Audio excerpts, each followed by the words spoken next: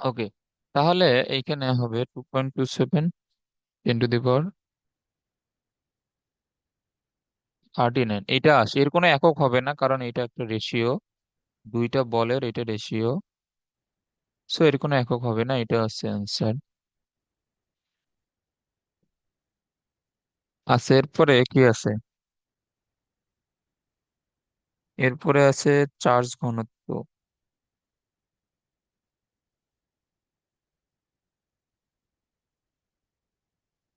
Charge ঘনত্ব তো এখনই না। Wait,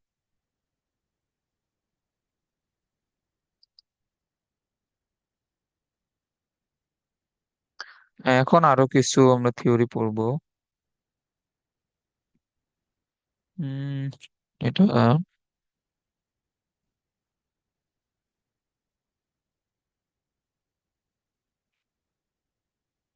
তড়িৎ ক্ষেত্র,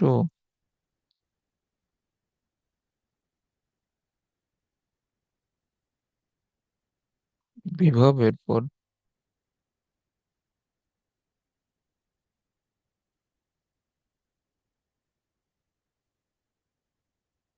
আচ্ছা, এরপরে তড়িৎ প্রাবল্য নিয়ে লেখাপড়া আছে তো। এর আগে চার্জের কোয়ান্টায়ন। ওয়েট, আচ্ছা, এই যে চার্জের কোয়ান্টায়ন কি আসলে চার্জের?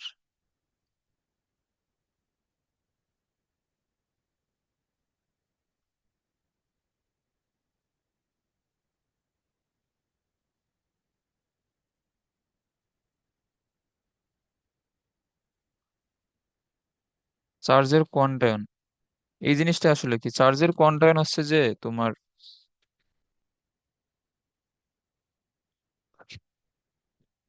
এই জিনিসটা দ্বারা আগে আমি লিখি।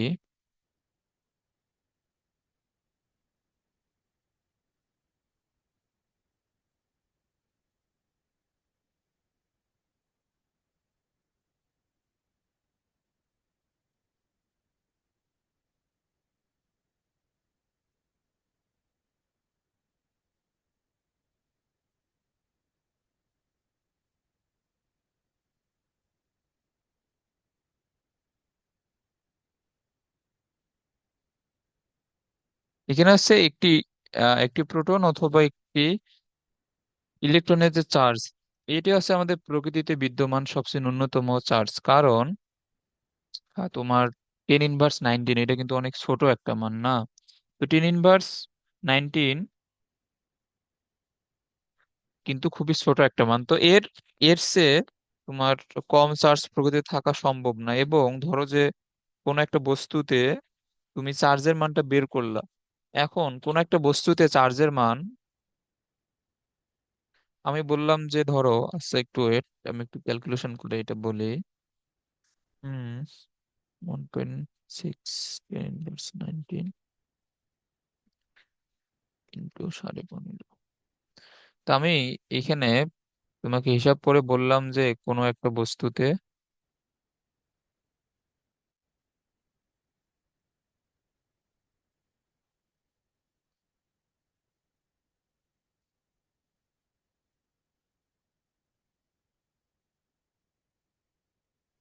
চার্জের পরিমাণ হচ্ছে 2.48 10 ইনভার্স -18 কুলম।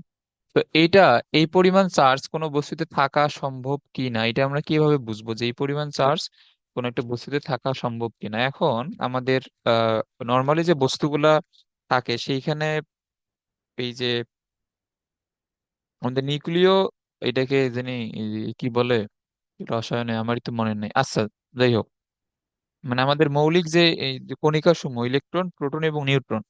তো একটা বস্তুতে ইলেকট্রন প্রোটন এবং নিউট্রনের সমন্বয়ে তৈরি। তো ইলেকট্রন এবং প্রোটনের চার্জ আছে, নিউট্রনের কোনো চার্জ নাই। তো তাহলে এই কোনো একটা বস্তুর চার্জ কার কার উপরে নির্ভরশীল? ইলেকট্রনের চার্জ অথবা প্রোটনের চার্জের উপরে নির্ভরশীল। তো এখন কোন একটা বস্তুতে ইলেকট্রন অথবা এই যে প্রোটন কি তোমার ভগ্নাংশ সংখ্যায়? আচ্ছা, নেট মেবি চলে গেছিল, এই ওয়াইফাই এর যে কি সমস্যা।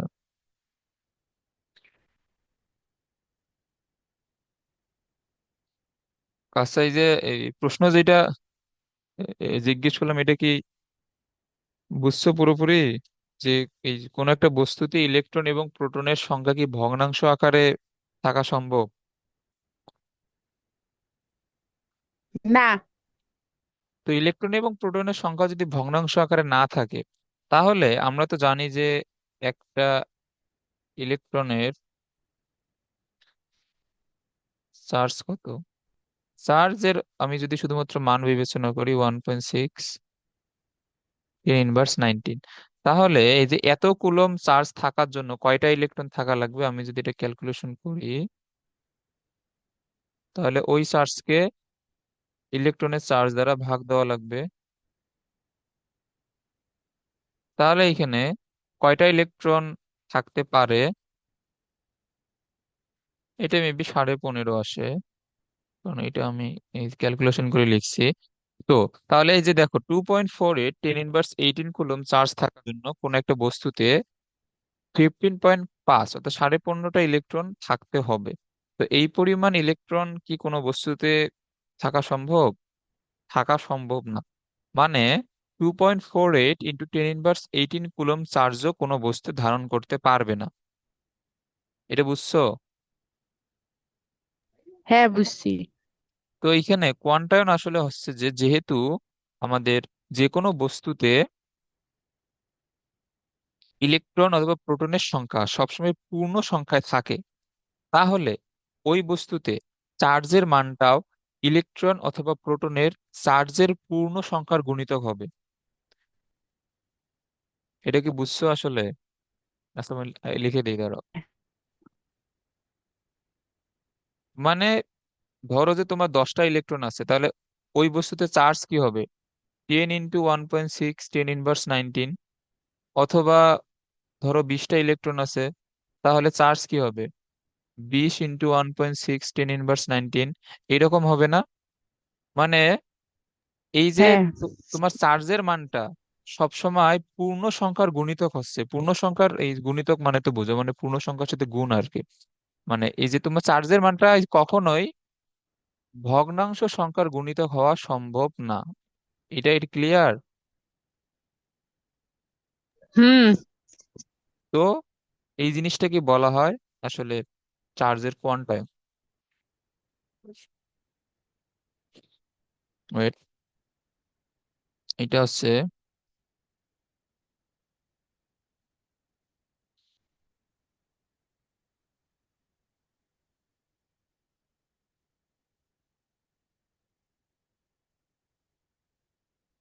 সকল চার্জিত বস্তুর মধ্যে বিদ্যমান চার্জ।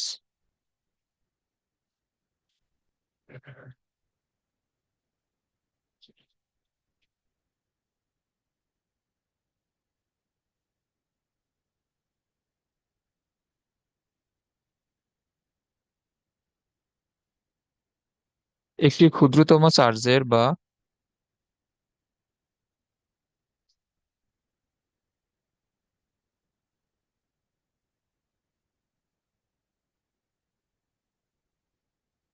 ইলেকট্রনের চার্জের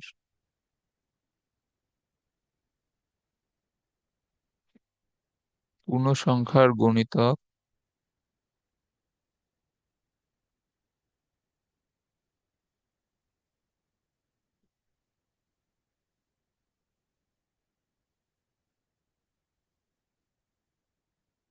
এই জিনিসটাকেই চার্জের কোয়ান্টায়ন বলে আসলে।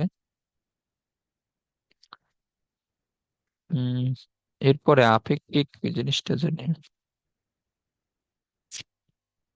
উম, উম, উম। আচ্ছা, ওয়েট এক মিনিট।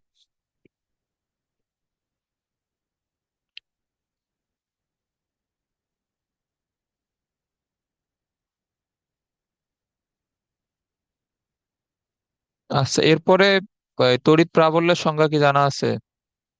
19-এ ছিল।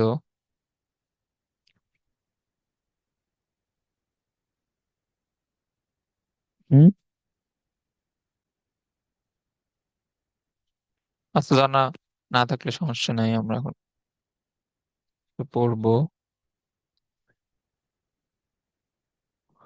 ওকে, এখন এখানে খেয়াল করো,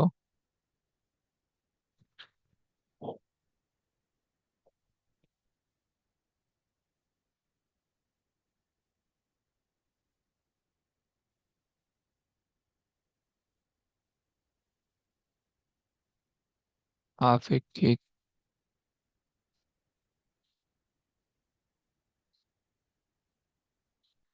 তড়িৎ ভেদ্যতা। এখন আপেক্ষিক তড়িৎ ভেদ্যতা হচ্ছে, আমরা তো এর আগে শূন্য মাধ্যমের তড়িৎ ভেদনযোগ্যতা বা তড়িৎ ভেদ্যতা সম্পর্কে জানছি, এটা ছিল শুধুমাত্র এপসাইলন নট। এখন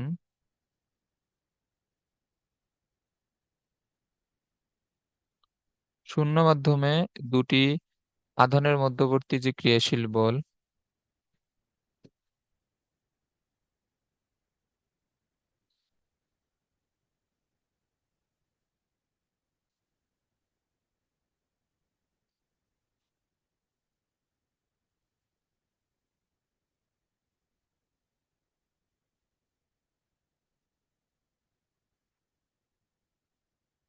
এটা কি হয়, এটা হচ্ছে F is equal to 1/4 pi epsilon not Q1 Q2/d², এটা ছিল। এখন এই যে এপসাইলন নট হচ্ছে শূন্য মাধ্যমে তড়িৎ ভেদনযোগ্যতা। এখন আমি যদি শূন্য মাধ্যম ব্যতীত অন্য আরেকটা মাধ্যম নেই যে এপসাইলন নট, মানে সরি, শুধুমাত্র এপসাইলন ভেদনযোগ্যতার একটা মাধ্যমে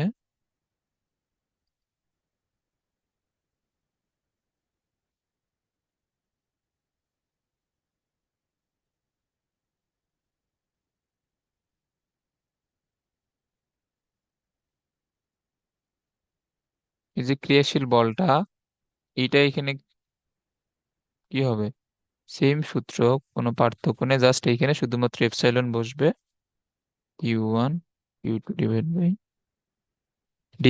ওকে। এখন তাহলে আমি যদি এখানে এটা যদি শূন্য মাধ্যমে, আমি যদি এটা এফ নট বিবেচনা করি, তাহলে F0/F এটা কি হবে বলো তো? মানে আমি যদি কোনো ধরনের ক্যালকুলেশন না করি, এই যে তোমার Q1 Q2 d², 4 পাই সবই তো বাদ যাবে। আর হুম। তাহলে এফ এর সাথে যেহেতু এপসাইলন নটের ব্যস্তানুপাতিক সম্পর্ক, তাহলে এফ নট উপরে থাকলে এপসাইলন যাবে উপরে, আর এপসাইলন নট আসবে নিচে। এটা তুমি ক্যালকুলেশন করে দেখবে, এটাই আসে। যেহেতু ব্যস্তানুপাতিক সম্পর্ক, এটা কিন্তু একবারেই এটা লেখা যায় আর কি, মানে এটা তুমি বুঝলে, আর ওই যে এফ আর এফ নোটের মানগুলা এই বসায় তারপর এত বড় ক্যালকুলেশন করা লাগবে না আসলে। তো এইখানে যে epsilon divide by epsilon naught, এইটাকে বলা হয় রিলেটিভ এপসাইলন বা আপেক্ষিক ভেদনযোগ্যতা।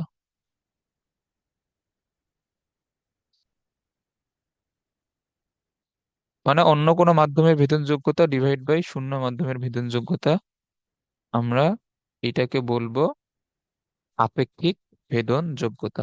ওকে। এর তো কোনো একক নাই আসলে,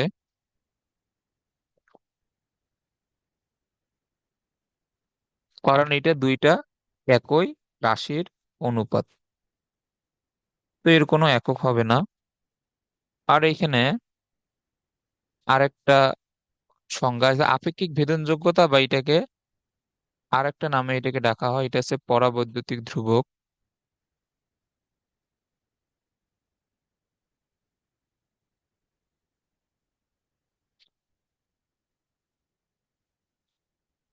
তাহলে পরাবৈদ্যুতিক ধ্রুবক তুমি এটা সূত্র দেখেই সংজ্ঞা দিতে পারো। এটা হচ্ছে আহ অন্য কোনো মাধ্যমে তড়িৎ ভেদ্যতা এবং শূন্য মাধ্যমে তড়িৎ ভেদ্যতার অনুপাত।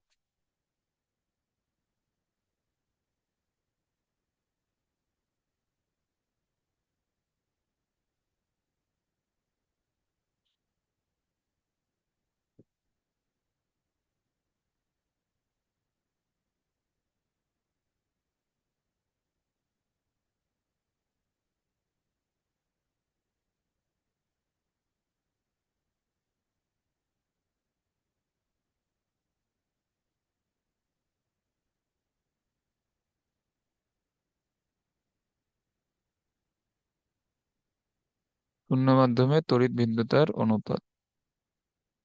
তো আমরা এটাকে বলি পরাবৈদ্যুতিক ধ্রুবক বা রিলেটিভ পারমিটিভিটি। তো ইংলিশ টার্মটা জানা লাগবে না এখানে।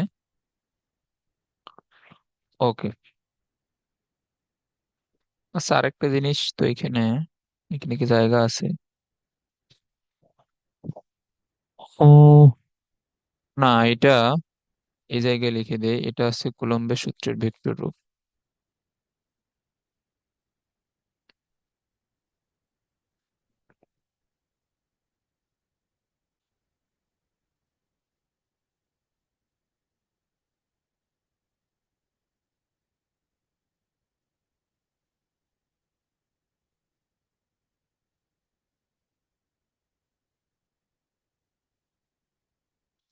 তো এটা কুলম্বের সূত্রের ভেক্টর রূপ।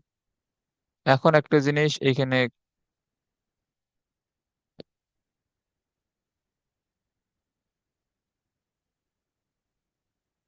এখন দেখো এখানে এটা কিউ 1 ছিল, এটা কিউ 2 ছিল, এটা হচ্ছে মধ্যবর্তী ডিস্টেন্স যদি আর হয়। ওকে, তাহলে আমি যদি এইটাকে ভেক্টর আকারে লিখি, এখন দেখো এই যে Q 1 Q 2 divide by R square, এটা হচ্ছে কুলম্বের সূত্রের, সরি, এই যে কুলম্বের বলের মান। তো এখন যদি আমি ভেক্টর আকারে লিখি, তো মানের সাথে এটাকে ভেক্টর আকারে লিখতে হলে একটা একক ভেক্টর দেওয়া লাগে। এটা তোমার আশা করি এগুলা জিনিস এই মনে আছে, এগুলো সবই ভেক্টর চ্যাপ্টারে আমরা অলরেডি পড়ছিলাম। তো ওই একক ভেক্টরটা দ্বারা এখানে কি বোঝায় বলো তো? একক ভেক্টরটা দ্বারা বোঝায় এই যে বলের ডিরেকশন বা দিক প্রকাশ করবে। আর Q 1 Q 2 by R square, এটা হচ্ছে এই ভেক্টরটার মান প্রকাশ করে। আর যে একক ভেক্টরটা এটা এটা দিক প্রকাশ করে। তো এখানে দিকটা মূলত কোন দিকে? দিক এখানে এই যে কোন দিকে বলো তো? দিক আমি যদি একটা যে কোনো একটা দিক আমি যদি ধরে নিই, ধরো আমি এখানে দিকটা ধরে নিলাম যে যে এই দিক বরাবর বলটা কাজ যদি করে, ধরো যে বলের ডিরেকশন হচ্ছে এইটা। তো এখন আমি এখানে কোন ভেক্টরটা নিতে পারি ওই ডিরেকশনে? আর যে এখানে আছে আর কি মধ্যবর্তী দূরত্ব, বা আমরা যদি এটাকে সরণ বিবেচনা করি, তো সরণ ভেক্টরটা হচ্ছে তোমার কিউ 1 থেকে কিউ 2 এর দিকে। আমি যদি একটা সরণ ভেক্টর বিবেচনা এখানে নেই, একটা সরণ vector Q 1 Q 2 divide by R square. আচ্ছা, এখন এই যে আর কে আমরা যদি সরণ বিবেচনা করে যদি আর এর একটা সরণ ভেক্টর নেই, তো একক ভেক্টর কিভাবে লিখতে হয়? একক ভেক্টর লিখতে হয় কোনো ভেক্টরকে তার মান দ্বারা আমরা যদি ভাগ করি, তাহলে ওই জায়গায় একটা একক ভেক্টর পাওয়া যায়। এগুলো কি মনে আছে? হুম। হ্যাঁ। ওকে, তাহলে আমি যদি সরণ ভেক্টরটা আর একটা একক ভেক্টর নেই, কারণ আমরা এখানে ডিরেকশনটা মূলত ধরে নিচ্ছি যে যেই দিকে সরণ হচ্ছে ওই দিকে। তো আমরা এখানে সরণ ভেক্টরটা যদি বিবেচনা করি,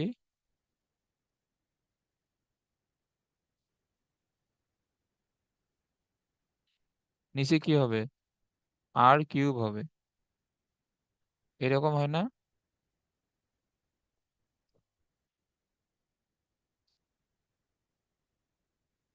হ্যাঁ। তো এটা হচ্ছে ভেক্টর রূপ।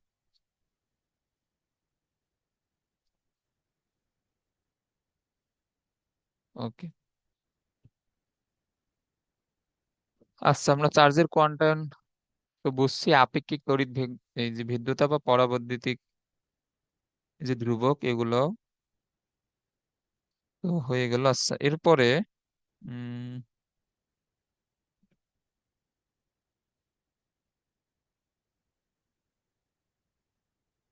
আচ্ছা, এরপরে তড়িৎ ক্ষেত্র।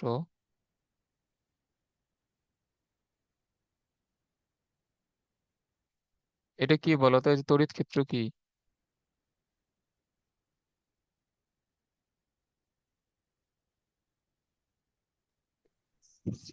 চার্জ যেটুকু স্থান পর্যন্ত ওই যে প্রভাব বিস্তার করে। হ্যাঁ, তো এটা আছে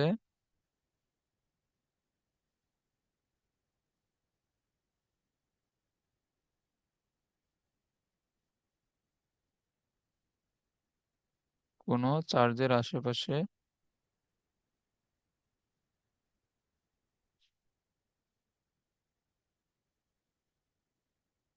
যে অঞ্চল জুড়ে এর প্রভাব বিদ্যমান থাকে। এখন প্রভাব বিদ্যমান থাকা মানে কি? প্রভাব বিদ্যমান থাকা মানে হচ্ছে তুমি ওই অঞ্চলের মধ্যে যদি অন্য কোনো চার্জকে নিয়ে আসো, সেটা এক ধরনের বল অনুভব করবে। অর্থাৎ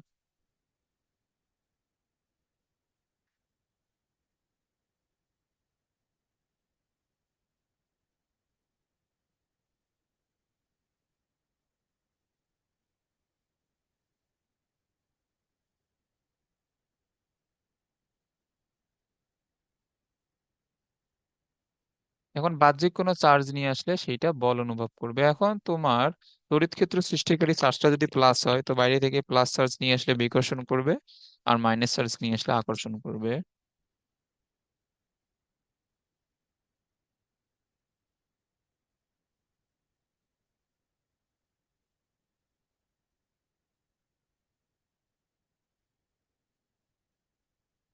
তাকে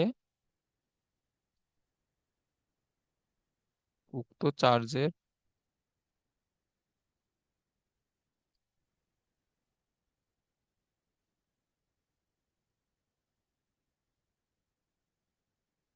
তড়িৎ ক্ষেত্র বলে। ওকে, এখন এই যে তোমার তড়িৎ ক্ষেত্র সৃষ্টিকারী যে চার্জটা, এটা যদি ধরো যে প্লাস কিউ কুলম্ব একটা চার্জ হয়, তাহলে প্লাস কিউ কুলম্বের আশেপাশে ধরো এটা তার ইলেকট্রিক ফিল্ড। তো এই ইলেকট্রিক ফিল্ডের মধ্যে,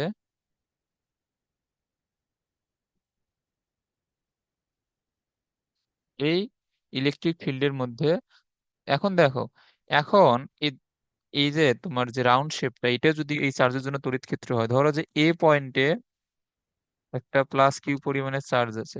তো এই প্লাস কিউ পরিমাণ চার্জটা কি এই যে এই চার্জের দ্বারা কোনো ধরনের বল লাভ করবে?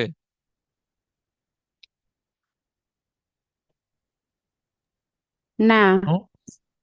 এখন এদের মধ্যবর্তী কোনো ধরনের বল কিন্তু নাই। সো এদের মধ্যবর্তী বল আমি যদি লিখি, তাহলে এদের মধ্যবর্তী বল হচ্ছে জিরো। কারণ এই যে তোমার এ এ পয়েন্টটা, এই যে এই তোমার এই ক্যাপিটাল কিউ চার্জে তড়িৎ ক্ষেত্রের বাইরে অবস্থিত। তো যেহেতু তড়িৎ ক্ষেত্রের বাইরে অবস্থিত, সেহেতু এ কোনো ধরনের কোনো বল লাভ করবে না। এখন তড়িৎ ক্ষেত্রের বাইরে সকল বিন্দুই হচ্ছে এর জন্য অসীম। মানে এখন যদি এটা এই জায়গায় হয়, বি পয়েন্ট হইতে পারে, সি পয়েন্ট হইতে পারে, তো কোনো পয়েন্টেই যদি কোনো চার্জ থাকে, এরা কেউই কিন্তু কোনো ধরনের বল অনুভব করবে না।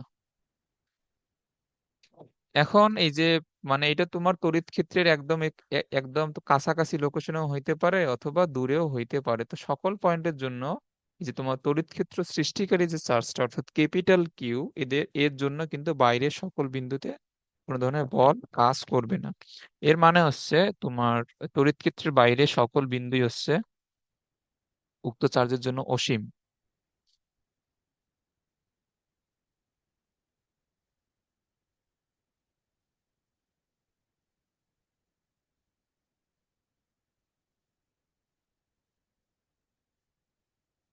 তড়িৎ ক্ষেত্রের বাইরে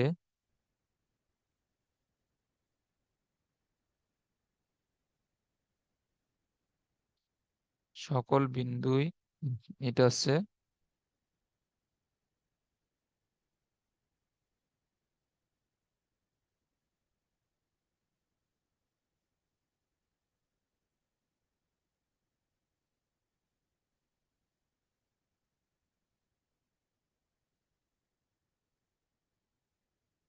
এইটা আসলে অসীম হয় কেমনে আমি বলি। এটা ধরো যে আমাদের সূত্র হচ্ছে এইটা, Q1 Q2 আর স্কোয়ার। এখন এফ এর মান যদি জিরো হয়, আমি যদি আর স্কোয়ার কে এদিকে নিয়ে আসি, আর তুমি যদি এফ এখানে নিয়ে গিয়ে যদি এফ এর মান জিরো বসাও, তাহলে এটা কি হবে বলো তো? আর এখানে কি হবে? ইনফিনিটি। ইনফিনিটি হবে। তো মানে তোমার যেইখানে বল নাই, ওইগুলো সব সব ডিস্টেন্সই মূলত অসীম। এখন এটা তড়িৎ ক্ষেত্রের বাইরে যে কোনো বিন্দুই হইতে পারে। এখন এটা শুধুমাত্র কোন ক্ষেত্রে বল অনুভব করবে, তুমি যদি একটা চার্জকে তড়িৎ ক্ষেত্রের ভিতরে নিয়ে আসো, শুধুমাত্র সেই ক্ষেত্রে। এখন তুমি যদি তড়িৎ ক্ষেত্রের ভিতরে একটা প্লাস কিউ চার্জকে নিয়ে আসো, তাহলে এইটা একে বিকর্ষণ করবে। আর যদি একটা মাইনাস কিউ চার্জকে নিয়ে আসো, তাহলে এটা আকর্ষণ করবে। ওকে, এইটাই হচ্ছে ওর জন্য তড়িৎ ক্ষেত্র, এই একটা চার্জের জন্য।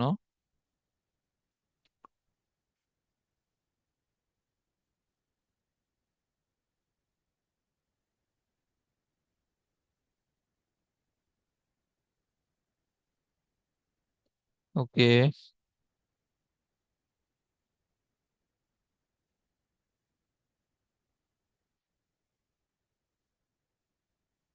তো তড়িৎ ক্ষেত্র কিন্তু একটা ভেক্টর রাশি।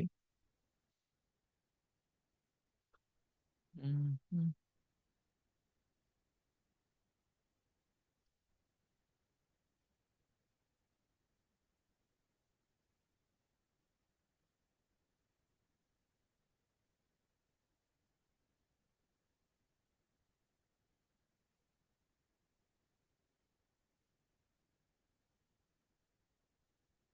তো এখানে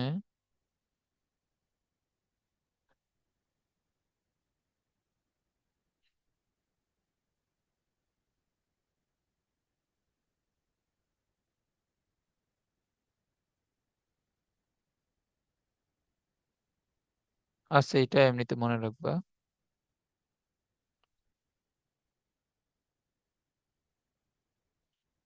আর এরপর হচ্ছে তড়িৎ বল রেখা আছে। তোমার কি এই যে বল রেখা নিয়ে কোনো আইডিয়া আছে?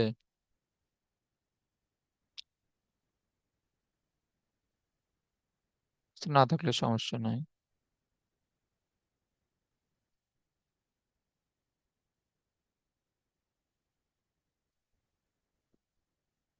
এটা হচ্ছে তড়িৎ বলরেখা। তড়িৎ এই বলরেখা হচ্ছে সবসময় এটা, এটা হচ্ছে পজিটিভ চার্জ থেকে বের হয়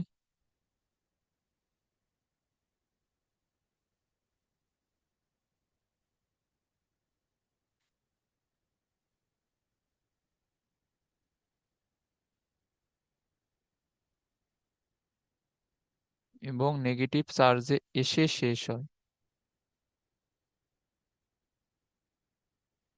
ওকে, তো তড়িৎ বলরেখা আমাদের পজিটিভ চার্জে এসে, মানে পজিটিভ চার্জ থেকে বের হবে এবং নেগেটিভ চার্জে এসে শেষ হবে। যদি আমরা এখানে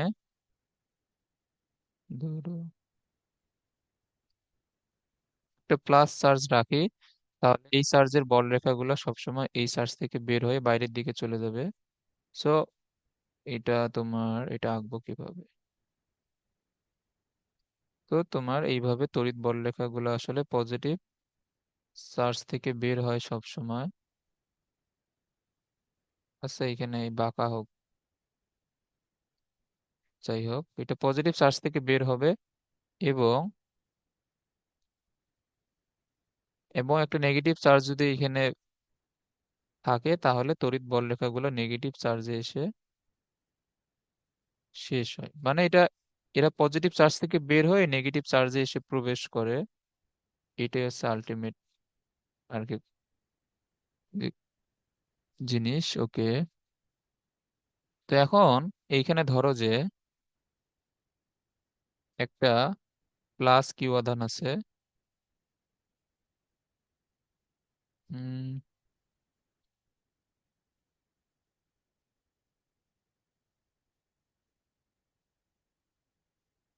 ওকে, আর এইখানে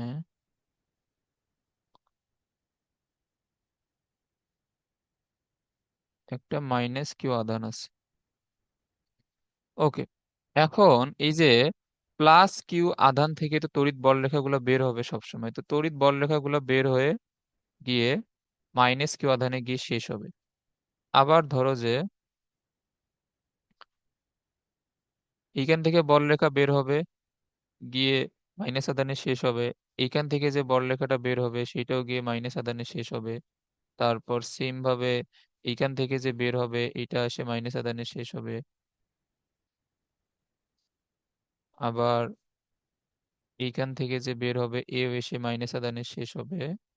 সো তোমার পাশাপাশি একটা ধনাত্মক এবং একটা ঋণাত্মক চার্জ রাখলে এরা মূলত এইভাবেই,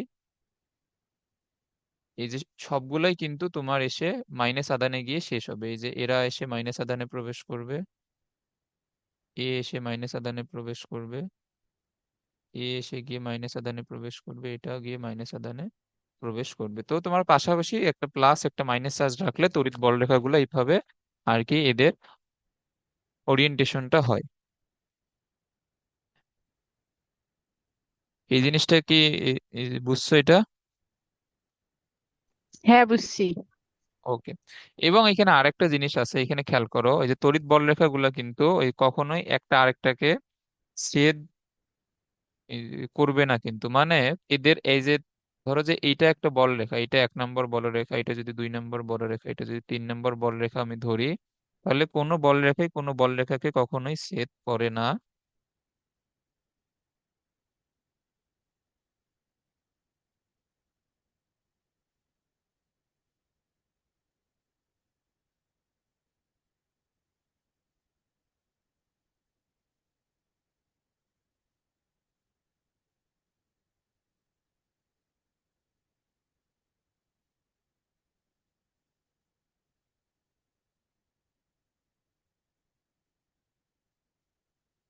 ওকে, তাহলে এখানে তড়িৎ বলরেখাগুলো এই যে একটা আরেকটাকে কখনোই ছেদ করবে না।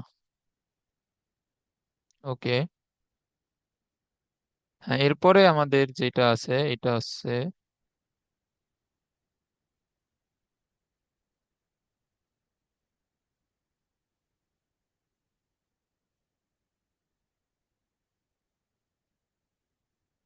তড়িৎ প্রাবল্য।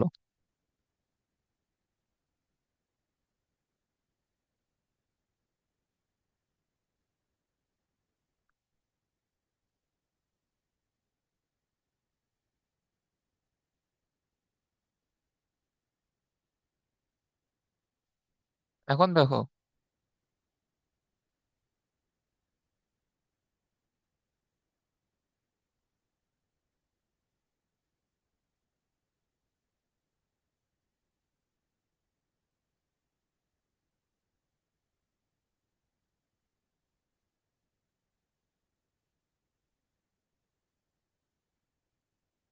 কোন আধানের তড়িৎ ক্ষেত্রে একটি একক ধনাত্মক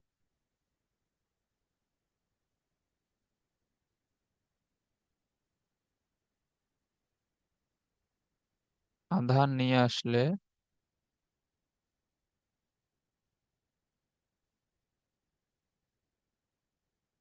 সেটি যে বল অনুভব করে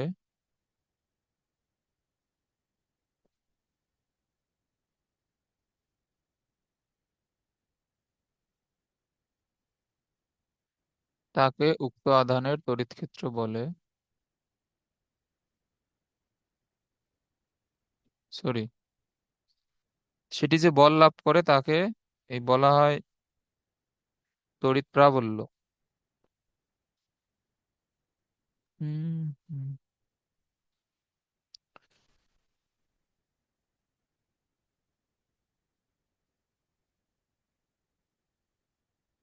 ওকে।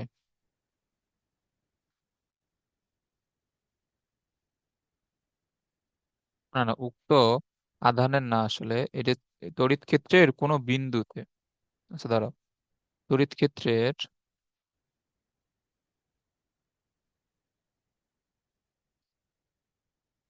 এটা একটু ঠিকভাবে লিখে নিও। কোনো আধানের তড়িৎ ক্ষেত্রের কোনো বিন্দুতে একটি একক ধনাত্মক আধান নিয়ে আসলে সেটি যে বল অনুভব করে তাকে উক্ত বিন্দুর তড়িৎ প্রাবল্য হয় একটা বিন্দুর জন্য, মানে কোন একটা বিন্দুতে তুমি তড়িৎ প্রাবল্যটা মেজার করবা, আর তড়িৎ ক্ষেত্র হয় কোন একটা আধানের জন্য। তো সংজ্ঞাটা ঠিক মতো লিখে নিও। এখন দেখো, এখন ধরো আমি একটা এটা তড়িৎ ক্ষেত্র যদি ধরে নেই, যে কোনো আধানের তড়িৎ ক্ষেত্র ধরো এই শেপটা আমি ধরে নিলাম যে এটা একটা তড়িৎ ক্ষেত্র। তো তড়িৎ ক্ষেত্র নর্মালি আমরা রাউন্ড শেপে আঁকি, বাট এটা আমি ধরে নিলাম যে এটা কোনো একটা আধানের তড়িৎ ক্ষেত্র। এখন দেখো, এখন ধরো যে তোমার যেটা তড়িৎ ক্ষেত্র সৃষ্টিকারী আধান, এটা ধরো কিউ। এখন এই কিউ আধানের জন্য এই তড়িৎ ক্ষেত্রটা সৃষ্টি হয়েছে, তো এটা হচ্ছে তড়িৎ ক্ষেত্র সৃষ্টিকারী আধান। তো আমি যদি এই আধানের তড়িৎ ক্ষেত্রের মধ্যে একটা প্লাস 1 কুলম্বের চার্জ নিয়ে আসি এই আধান থেকে ডি একক ডিস্টেন্সে একটা +1 কুলম্বের চার্জ নিয়ে আসলাম। তাহলে এখানে কি হবে? এই +1 কুলম্বের চার্জটা কি পরিমাণ বল লাভ করবে? সো বলটা হবে এখানে কত? কে কিউ ইন্টু 1/d²। এটা হবে না?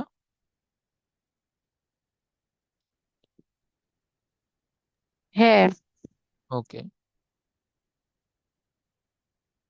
তাহলে q/d²। এইটা হচ্ছে প্রযুক্ত বলটা। এখন এই যে এই প্রযুক্ত বলটাকেই আমরা এখানে কি বলতেছি? তড়িৎ প্রাবল্য বলতেছি। তো তড়িৎ প্রাবল্যকে ই দ্বারা প্রকাশ করা হয়। তো ই হচ্ছে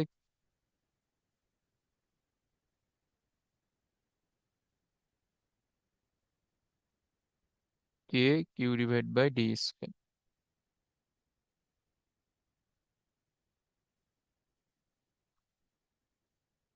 এটা বুঝছো?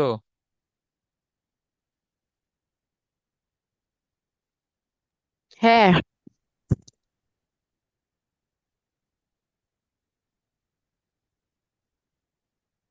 ওকে, এখন এই যে ধরো যে উম এটার এটা আরেক ভাবে এটা বোঝানো যায়, এটাও জানতে হবে। ধরো এটা তড়িৎ ক্ষেত্র।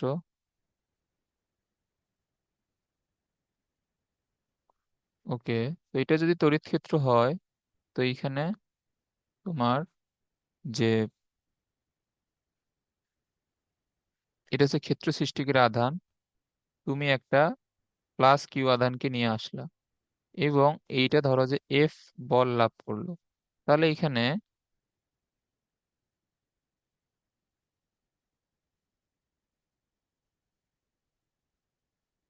কোন আধানের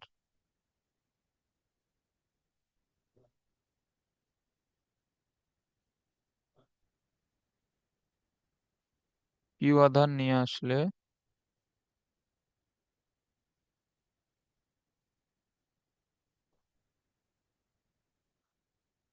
ধরো বল লাভ করবে এফ পরিমাণ। তাহলে একক আধান এই নিয়ে আসলে কি পরিমাণে বল লাভ করবে? F/Q না এটা? হ্যাঁ। তো একটা একক আধান নিয়ে আসলে যে বল লাভ করে আমরা সেটাকে এই যে বলি তড়িৎ প্রাবল্য। তাহলে তড়িৎ প্রাবল্য সমান এখানে কি হবে? E = F/Q। সো এটা হচ্ছে আরেকটা সূত্র। তাহলে এখানে F সমান কি হবে? Q × E। এইটাও কিন্তু ম্যাথের ক্ষেত্রে লাগবে। ওকে, তাহলে এখন আমি যদি এখানে একক যদি বিবেচনা করি, একক, দাঁড়াও আচ্ছা একটু দাঁড়াও।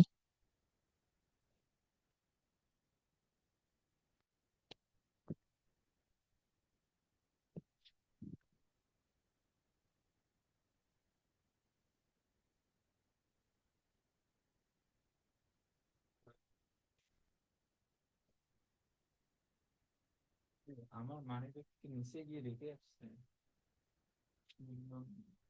মানি ব্যাগ তো বের করো।